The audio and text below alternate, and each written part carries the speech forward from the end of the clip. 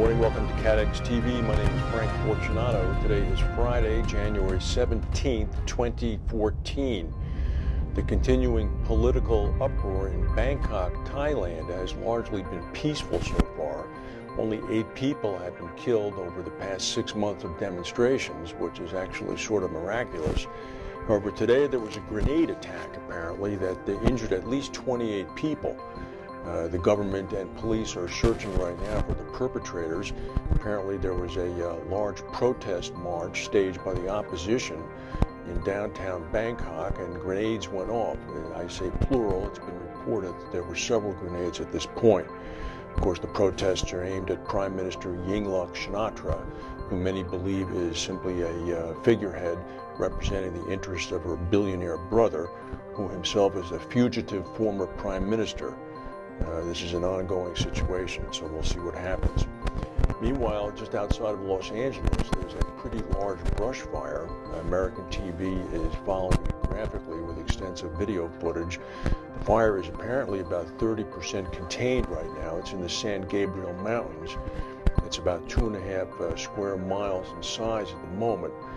The California fire safety people have a red flag alert for this area because of the severe drought and high winds. Fire officials are saying that even if they do manage to contain this fire, there will be more to come because they're entering the dry season right now. Meanwhile, news from Michael Jackson's attorneys, the attorneys of his estate, I should say, that a settlement has been reached with Lloyd Syndicate's Cathedral in Talbot. This is over the $17.5 million non-appearance policy that those syndicates wrote ahead of his death in 2009. The 2 syndicates apparently on the contingency policy sued Jackson with a view to avoiding the policy on the grounds of non-disclosure of critical medical information. The Jackson estate apparently fought back and said that they were owed the money.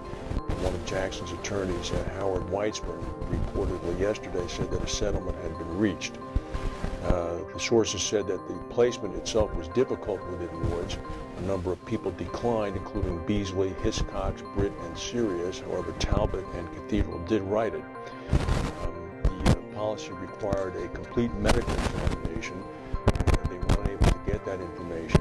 They could not find any evidence of Jackson having visited any physician other than cosmetic physicians in the 5 years leading up to his death.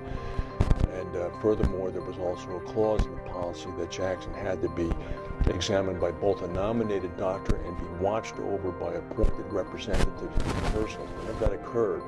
So apparently the settlement has occurred. It's not yet known what the amount is that passed.